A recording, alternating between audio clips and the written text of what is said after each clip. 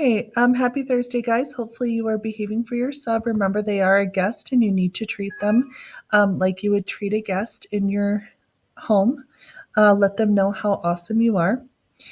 We are going to begin our L to J quiz, so please make sure that you have out a piece of paper, your pencil, and then you will need a grading utensil out for later when it's time to grade them. Substitute, please make sure that you pause this after each question so that the students have time to write down the answers silently on their own. All right, so let's go ahead and begin our L to J quiz. Our first question is 2A. What is the sum of 4 and 6/10 and 7 and 21/100? Go ahead and pause the video now so students can write down their answer. Okay, next is 10C. Turn the ratio 2 to 5 into a fraction in lowest terms. Go ahead and pause the video now so students can write down their answer. Okay, 21B is the next one. Which step explains how to find the value of P in the equation 13 times P equals 143? Go ahead and write down how would you solve this. Pause the video now so that they can choose their answer. Okay, next is 30A. Okay, here's your equation. What would be the answer to this expression after you combined all like terms? Go ahead and pause the video now so that students can write it down. Okay, 37C. The point B is a reflection of point A across which axis? And let me move this out of the way so you can see all of your choices.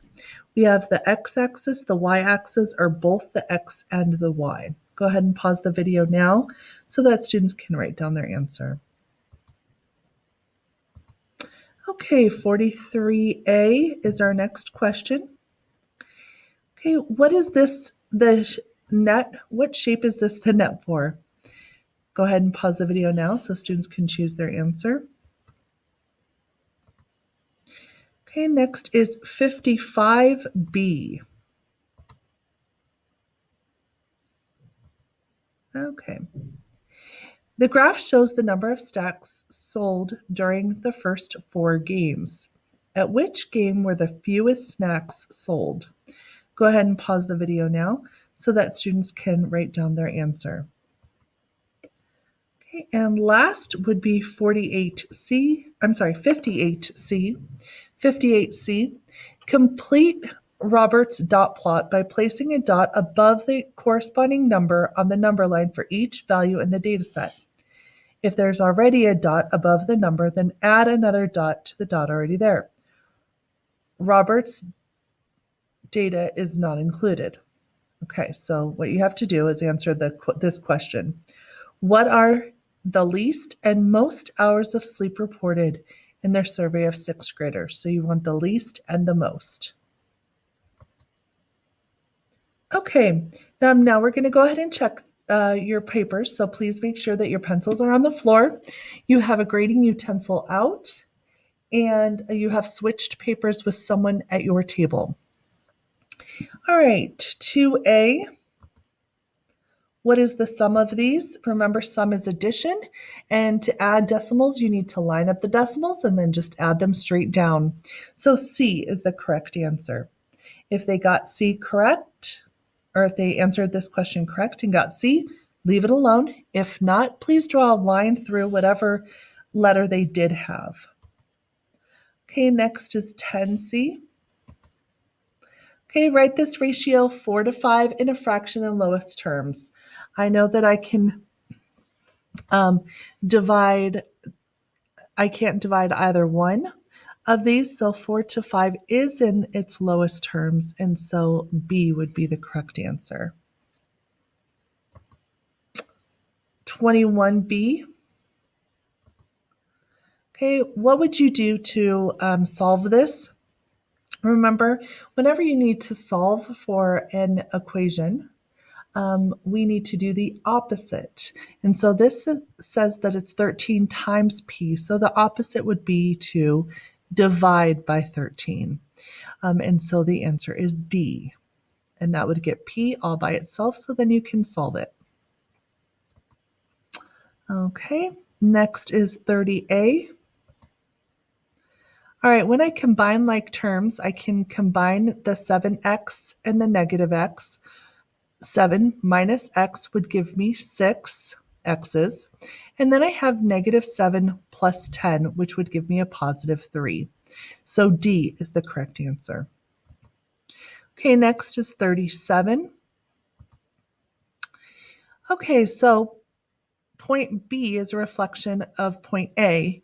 To get A to B, we have to go across the x, which would put us here in quadrant 2, and across the y, which would put us here in quadrant 1. And so the answer is C, both the x and the y-axis.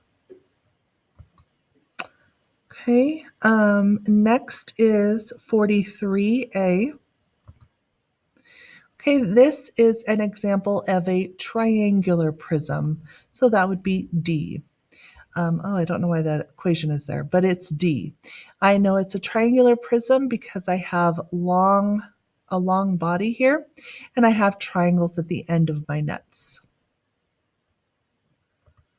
Okay, next is 55b. So which graph shows the number of sacks that were the fewest? Okay, game 2, I have a combination of 30 and 40, and so that's 70 altogether, and that would be the fewest snacks that were sold. Even though in game 4, it looks like we have the fewest with only 20 popcorn sold, but because we have 70 nachos, that puts 90 snacks. So when I add them together, game 2, or B, is the lowest. Last one at 58.